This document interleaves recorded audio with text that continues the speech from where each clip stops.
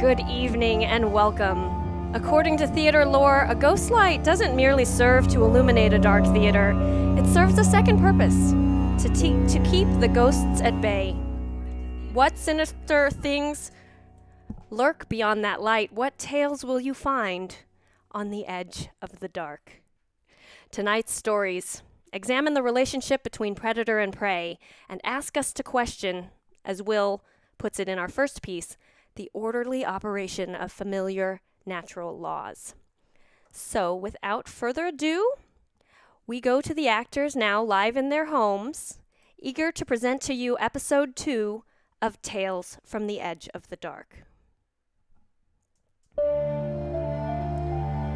The Damned Thing by Ambrose Bierce, adapted for radio by Stephanie Whigham, directed by Jonathan Rhys Williams.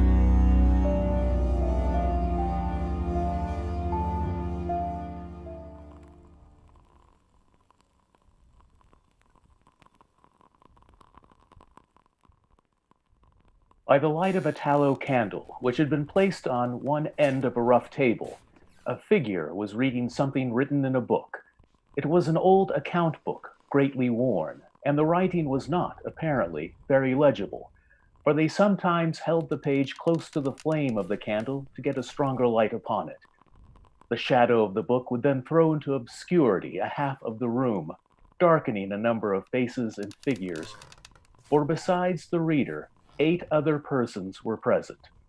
7 of them sat against the rough log walls, silent and motionless, and, the room being small, not very far from the table. By extending an arm, any one of them could have touched the 8th, a man who lay on the table, face upward, partly covered by a sheet, his arms at his sides. He was dead. The woman with the book was not reading aloud, and no one spoke. All seemed to be waiting for something to occur. The dead man only was without expectation.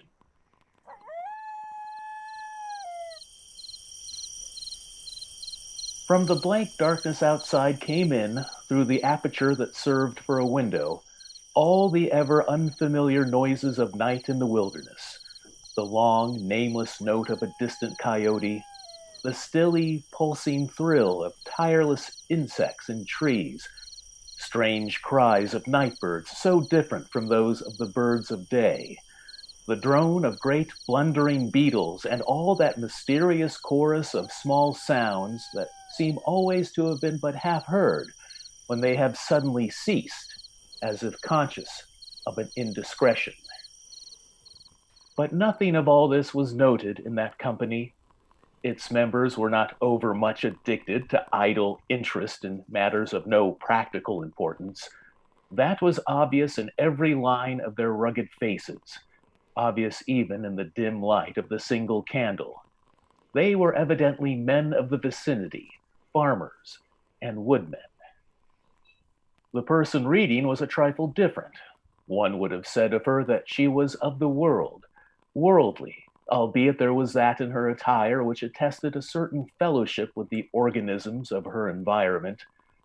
Her coat would hardly have passed muster in San Francisco. Her footgear was not of urban origin, and the hat that lay by her on the floor, she was the only one uncovered, was such that if one had considered it as an article of mere personal adornment, she would have missed its meaning.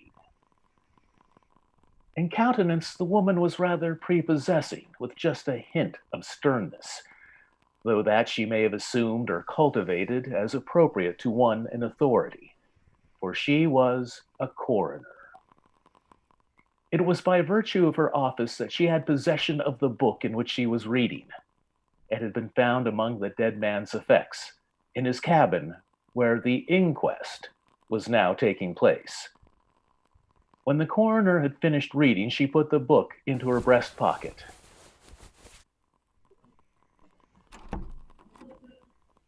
A young man entered. He clearly was not of mountain birth and breeding. He was clad as those who dwell in cities. His clothing was dusty, however, as from travel. He had, in fact, been riding hard to attend the inquest. The coroner nodded. No one else greeted him. We have waited for you. It is necessary to have done with this business tonight. I am sorry to have kept you. I went away not to evade your summons, but to post to my newspaper an account of what I suppose I am called back to relate. The coroner smiled. The account that you posted to your newspaper differs probably from that which you will give here under oath. That is as you choose. I used manifold paper and have a copy of what I sent. It was not written as news, for it is incredible, but as fiction. It may go as part of my testimony under oath. But you say it is incredible. That is nothing to you, ma'am, if I also swear that it is true. The coroner was apparently not greatly affected by the young man's manifest resentment. She was silent for some moments, her eyes upon the floor. The men about the sides of the cabin talked in whispers, but seldom withdrew their gaze from the face of the corpse. Presently, the coroner lifted her eyes. We will resume the inquest. The men removed their hats. Call forth the witness. What is your name? William Harker. Age? 27. You knew the deceased. Hugh Morgan? Yes. You were with him when he died? Near him. How did that happen? Your presence, I mean. I was visiting him at this place to shoot and fish. A part of my purpose, however, was to study him and his odd, solitary way of life. He seemed a good model for a character in fiction. I sometimes write stories. I sometimes read them. Thank you. Stories in general, not yours. Against a somber background, humor shows highlights.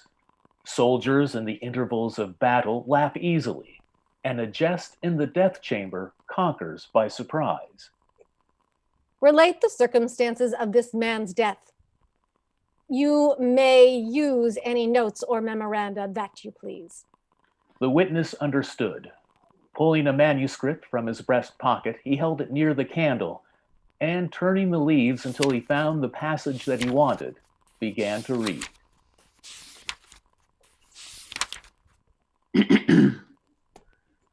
The sun had hardly risen when we left the house. We were looking for quail, each with a shotgun, but we had only one dog. Morgan said that our best ground was beyond a certain ridge that he pointed out, and we crossed it by a trail through the chaparral. On the other side was comparatively level ground, thickly covered with wild oats. As we emerged from the chaparral, Morgan was but a few yards in advance. Suddenly, we heard at a little distance to our right and partially in front, a noise as of some animal thrashing in the bushes, which we could see were violently agitated. "We've started a deer," I said. I wish we had brought a rifle. Morgan, who had stopped and was intently watching the agitated chaparral, said nothing, but had cocked both barrels of his gun and was holding it in readiness to aim. I thought him a trifle excited, which surprised me, for he had a reputation of exceptional coolness, even in moments of sudden and imminent peril. "Oh, come," I said. "You're not going to fill up a deer with quail shot, are you?" Still, he did not reply, but catching a sight of his face as he turned it slightly toward me, I was struck by the pallor of it. Then I understood that we had serious business on hand, and my first conjecture was that we had jumped a grizzly. I advanced to Morgan's side, cocking my piece as I moved. The bushes were now quiet, and the sounds had ceased, but Morgan was as attentive to the place as before. "What is it? What the devil is it?" I asked. "That damned thing," he replied, without turning his head. His voice was husky and unnatural. He trembled visibly. I was about to speak further when I observed the wild oats near the place of the disturbance moving in the most inexplicable way. I can hardly describe it. It seemed as if stirred by a streak of wind, which not only bent it, but pressed it down, crushed it so that it did not rise, and this movement was slowly prolonging itself directly toward us. Nothing that I had ever seen had affected me so strangely as this unfamiliar and unaccountable phenomenon, yet I am unable to recall any sense of fear. I remember and tell it here because, singularly enough, I recollected it then that Once, in looking carelessly out of an open window, I momentarily mistook a small tree close at hand for one of a group of larger trees at a little distance away. It looked the same size as the others, but being more distinctly and sharply defined in mass and detail seemed out of harmony with them. It was a mere falsification of the law of aerial perspective, but it startled, almost terrified me. We so rely on the orderly operation of familiar natural laws that any seeming suspension of them is noted as a menace to our safety, a warning of unthinkable calamity. So now the apparent causeless movement of the herbage and the slow, undeviating approach of the line of disturbances were distinctly disquieting. My companion appeared actually frightened, and I could hardly credit my senses when I saw him suddenly throw his gun to his shoulders and fire both barrels at the agitated grass. Before the smoke of the discharge had cleared away, I heard a loud, savage cry, a scream like that of a wild animal, and flinging his gun upon the ground, Morgan sprang away and ran swiftly from the spot. At the same instant, I was thrown violently to the ground by an impact of something unseen in the smoke, some soft, heavy substance that seemed thrown against me with great force. Before I could get upon my feet and recover my gun, which seemed to have been struck from my hands, I heard Morgan crying out as if in mortal agony. And mingling with his cries were such hoarse, savage sounds as one hears from fighting dogs. Inexpressibly terrified, I struggled to my feet and looked in the direction of Morgan's retreat. And may heaven, in mercy, spare me from another sight like that. At a distance of less than 30 yards was my friend, down upon one knee, his head thrown back at a frightful angle, hatless, his long hair in disorder and his whole body in violent movement from side to side, backward and forward. His right arm was lifted and seemed to lack the hand. At least, I could see none. The other arm was invisible. At times, as my memory now reports this extraordinary scene, I could discern but a part of his body. It was as if he had been partially blotted out. I cannot otherwise express it. Then a shifting of his position would bring it all into view again. All this must have occurred within a few seconds. Yet in that time, Morgan assumed all the postures of a determined wrestler, vanquished by superior weight and strength. I saw nothing but him, and him not always distinctly. During the entire incident, his shouts and curses were heard as if through an enveloping uproar of such sounds of rage and fury as I have never heard from the throat of a man or brute. For a moment only, I stood irresolute. Then throwing down my gun, I ran forward to my friend's assistance. I had a vague belief that he was suffering from a fit or some form of convulsion. Before I could reach his side, he was down and quiet. All sounds had ceased, but with a feeling of such terror as even these awful events had not inspired, I now saw the same mysterious movement of the wild oats prolonging itself from the trampled area about the prostrate man toward the edge of a wood. It was only when it had reached the wood that I was able to withdraw my eyes and look upon my companion. He was dead. The coroner rose from her seat and stood beside the dead man. Lifting an edge of the sheet, she pulled it away, exposing the entire body, altogether naked and showing in the candlelight a clay-like yellow. It had, however, broad maculations of bluish black, obviously caused by extravasated blood from contusions. The chest and sides looked as if they had been beaten with a bludgeon. There were dreadful lacerations. The skin was torn in strips and shreds. The coroner moved round to the end of the table and undid a silk handkerchief, which had been passed under the chin and knotted on the top of the head. When the handkerchief was drawn away, it exposed what had been the throat. Some of the jurors who had risen to get a better view repented their curiosity and turned away their faces. Witness Harker went to the open window and leaned out across the sill, faint and sick. Dropping the handkerchief upon the dead man's neck, the coroner stepped to an angle of the room and from a pile of clothing produced one garment after another, each of which she held up a moment for inspection. All were torn and stiff with blood. The jurors did not make a closer inspection. They seemed rather uninterested. They had, in truth, seen all this before, the only thing that was new to them being Harker's testimony.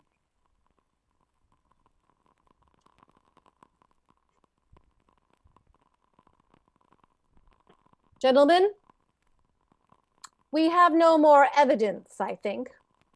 Your duty has been already explained to you. If there is nothing you wish to ask, you may go outside and consider your verdict. The foreman rose, a tall, bearded man of 60, coarsely clad.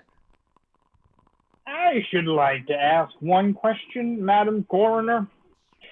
What asylum did this, your last witness, escape from? Mr. Harker, from what asylum did you last escape? Harker flushed crimson again, but said nothing, and the 7 jurors rose and solemnly filed out of the cabin. If you have done insulting me, ma'am, I suppose I am at my liberty to go? Yes. Harker started to leave, but paused with his hand on the door latch. The habit of his profession was strong in him, stronger than his sense of personal dignity. That book you have there. I recognize it as Morgan's diary.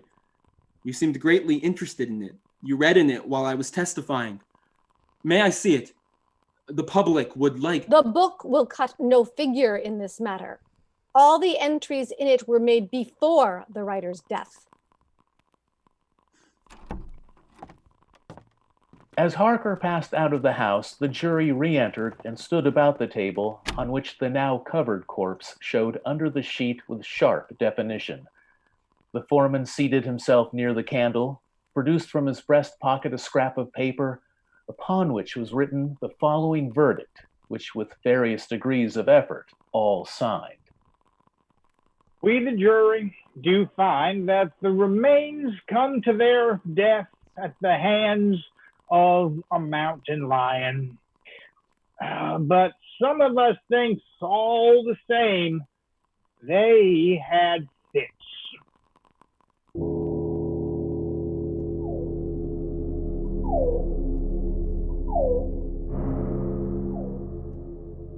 In the diary of the late Hugh Morgan are certain interesting entries having, possibly, a scientific value as suggestions.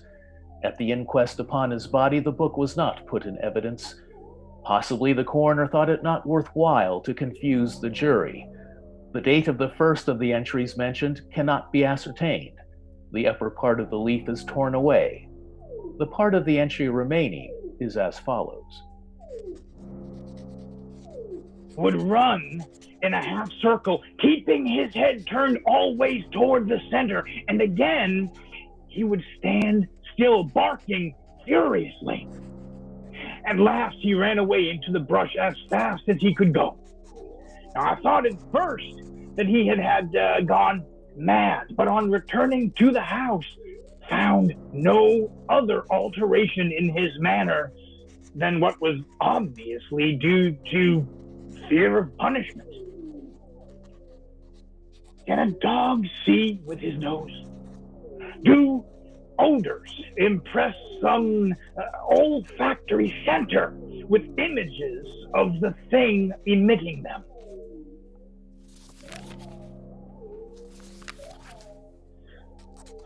September 2nd.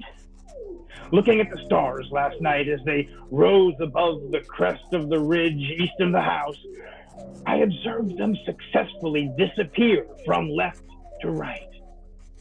Each was eclipsed but an instant, and only a few at the same time. But along the entire length of the ridge, all that were within a degree or two of the crest were blotted out. It was as if something had passed along between me and them, but I could not see it. and the stars were not thick enough to define its outline. Oh, I don't like this. Several weeks' entries are missing, 3 leaves being torn from the book. September 27th. It had been about here again. I find evidence of its presence every day. I watched again all last night in the same cover, gun in hand, double charged with buckshot. In the morning, the fresh footprints were there as before. Yet I would have sworn that I did not sleep. Indeed, I hardly sleep at all. It is terrible, insupportable. If these amazing experiences are real, I shall go mad. If they are fanciful, I am mad already.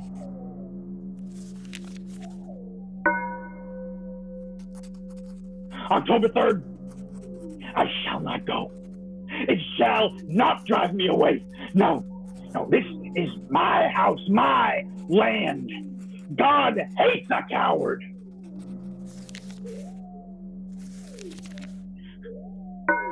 October 5th. I can stand it no longer. I have invited Parker to come pass a few weeks with me. He has a level head. I can judge from his manner if he thinks me mad.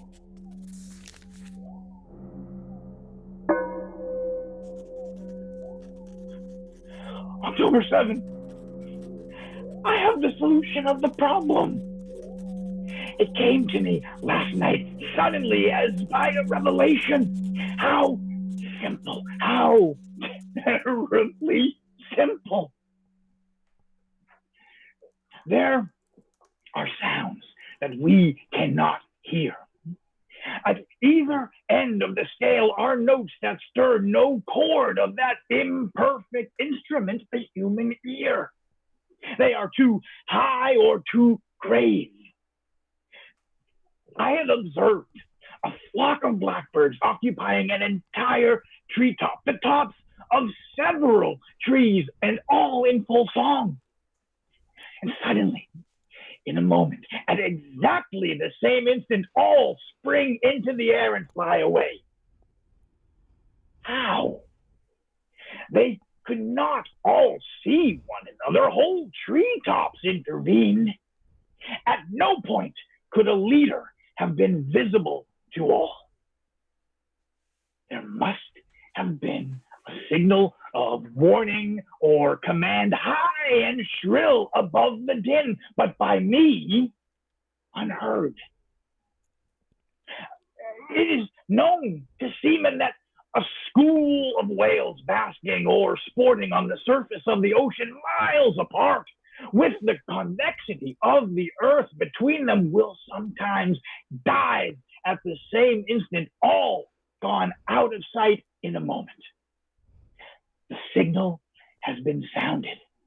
Too grave for the ear of the sailor at the masthead and his comrades on the deck, who nevertheless feel its vibrations in the ship as the stones of a cathedral are stirred by the bass of the organ. As with sounds, so with colors. At each end of the solar spectrum, the chemist can detect the presence of what are known as actinic rays. They represent colors, integral colors in the composition of light, which we are unable to discern. The human eye is an imperfect instrument. Its range is but a few octaves of the real chromatic scale. I am not mad. There are colors that we cannot see.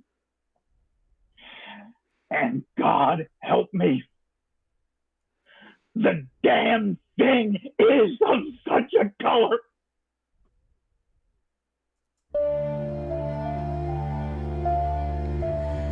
Those men chose not to believe in the invisible beast of Will's story. Would Morgan's diary have changed their minds? Or would it take another victim to do that? The Damned Thing was adapted in 2006 into an episode of the Showtime series Masters of Horror, starring Sean Patrick Flannery of Boondock Saints fame. If you check it out, let me know if it's any good. Before we go on to our next piece, I'd like to take a quick moment to call attention to the donation links chosen by our actors. They're down there in the YouTube description. If you believe in the importance of art and the power of stories to transform our lives, please, if you're able, support these companies that want to continue bringing transformative stories to our community. And now, let's go back to our actors and our final story of the night. There is a Reaper by Charles V. DeVet. Adapted for radio by Stephanie Whigham. Directed by Jonathan Rhys Williams.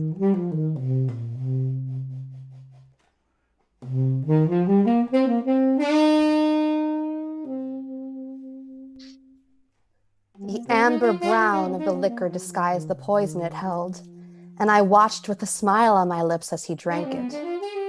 There was no pity in my heart for him. He was a jackal in the jungle of life, and I was one of the carnivores. It is the lot of the jackals of life to be devoured by the carnivore. Suddenly, the contented look on his face froze into a startled stillness. I knew he was feeling the first savage twinge of the agony that was to come. He turned his head suddenly and looked at me. You murderer! What have you...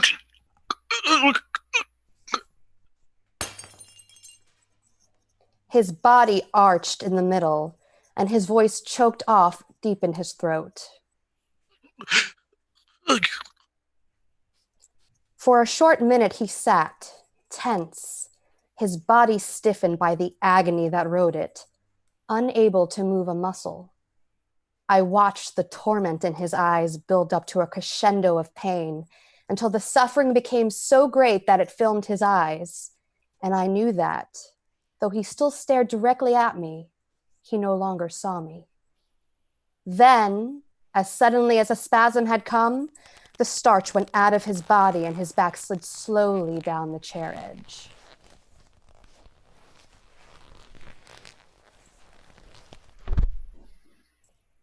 He landed heavily, with his head resting limply against the seat of the chair. His right leg doubled up in a kind of jerk, before he was still. I knew the time had come. This moment had cost me $60,000. 3 weeks ago, the best doctors in the state had given me a month to live. And with $7 million in the bank, I couldn't buy a minute more. I accepted the doctor's decision philosophically, like the gambler that I am. But I had a plan. One which necessity had never forced me to use until now. Several years before, I had read an article about the medicine men of a certain tribe of Aborigines living in the jungles at the source of the Amazon River. They had discovered a process in which the juice of a certain bush, known only to them, could be used to poison a man. Anyone subjected to this poison died, but for a few minutes after the life left his body, the medicine men could still converse with him. The subject, though ostensibly and actually dead, answered the medicine man's every question. This was their method of catching glimpses of what lay in the world of death. I had conceived my idea at the time I read the article, but I had never had the need to use it, until the doctors gave me a month to live. Then I spent my $60,000, and 3 weeks later, I held in my hands a small bottle of the witch's doctor's fluid. The next step was to secure my victim. My collaborator, I preferred to call him.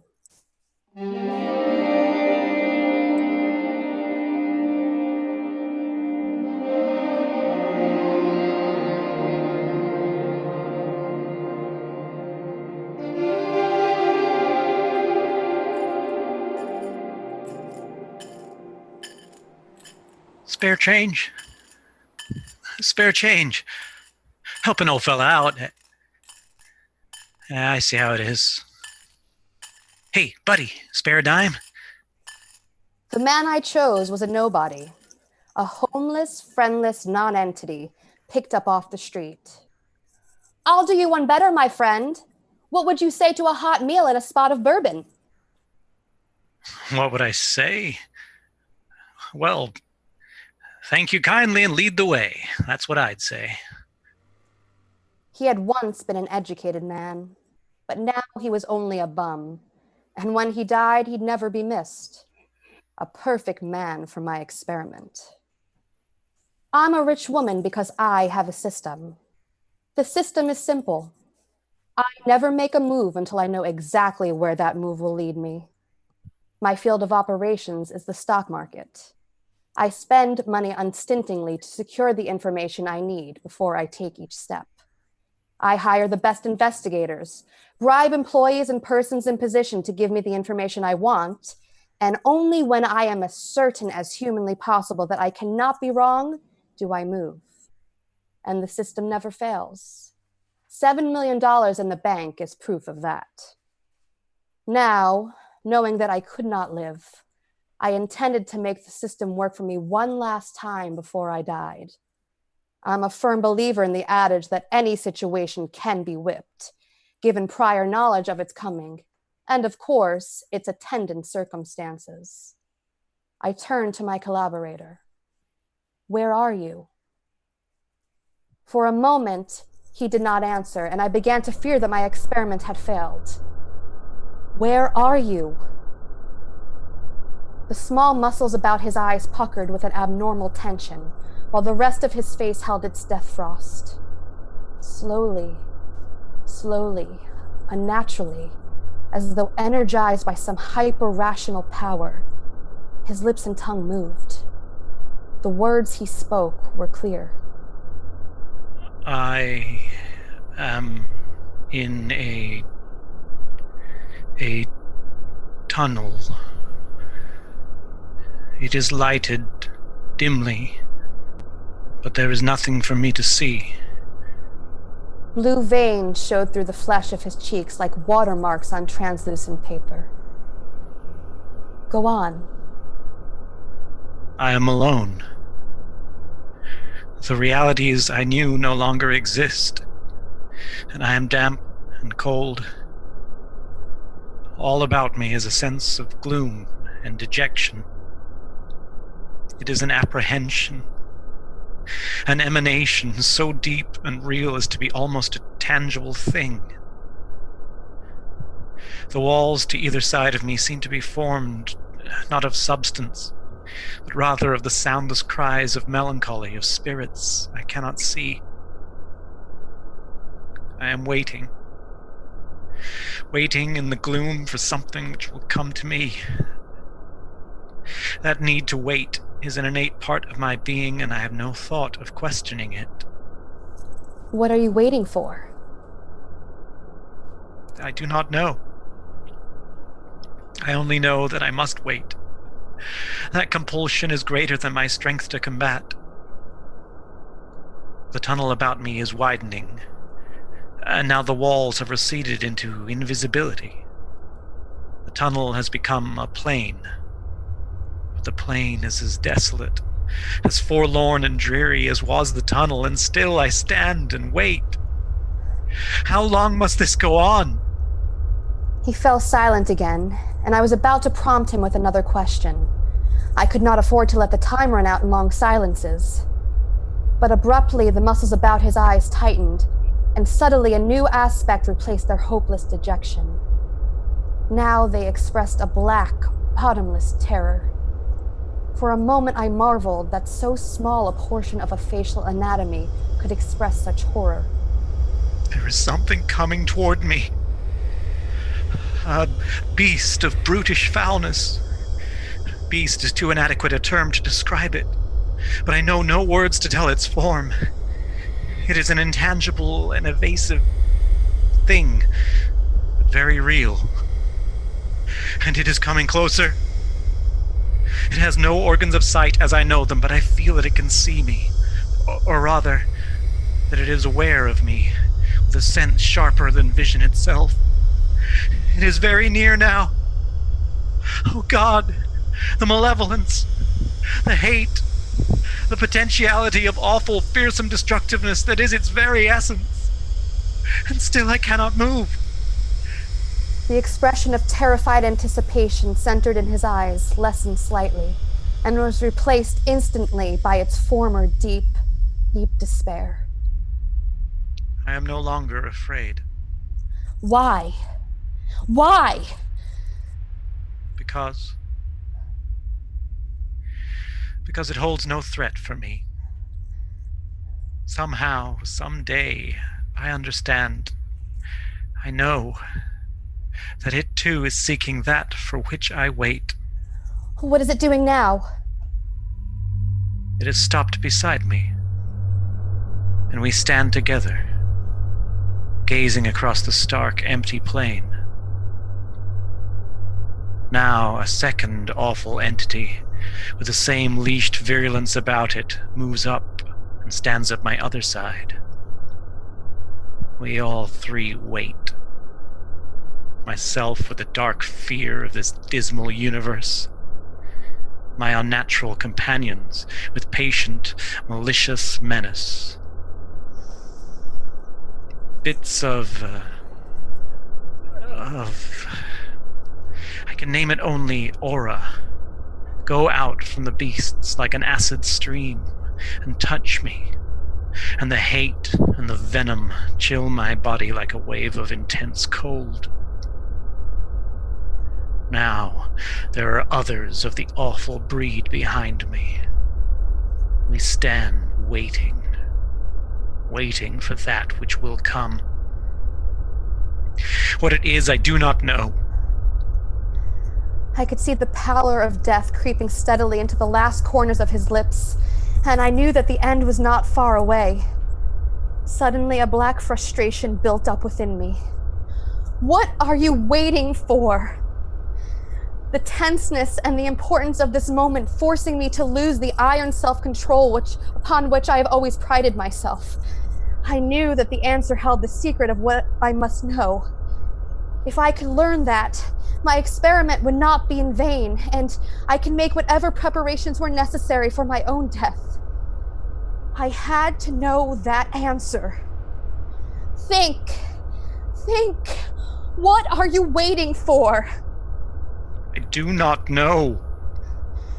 The dreary despair in his eyes, sightless as they met mine, chilled me with a coldness that I felt in my marrow of my bones. I do not know.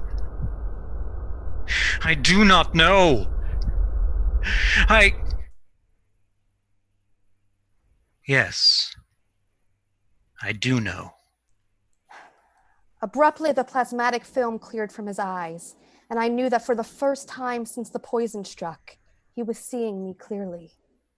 I sensed that this was the last moment before he left for good. It had to be now.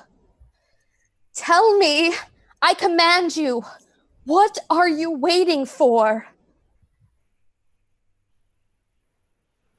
We are waiting for you.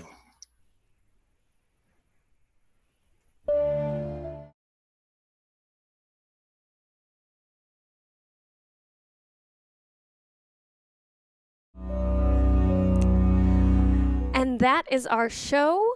Actors, please turn your cameras back on so I can introduce you to our audience. We'll take a little virtual curtain call here. Sara-Jean Bartky. Hi, thank you everyone for coming. Alan Coyne. Hi, everyone. Thanks for watching us. Keenan Flagg. Thank you. Have a good night. Kyle Smith. Thanks for being here. Kim Saunders. Thank you, and thanks for supporting live theater. Jim Woodbury. Hey, thank you, everybody.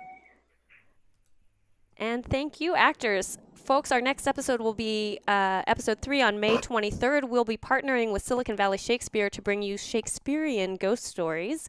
Excited to bring those to you in a couple of weeks. Please do check out the links in the description and support your local theaters. Art is vital. We are all wishing you santé and sanity. Have a good night.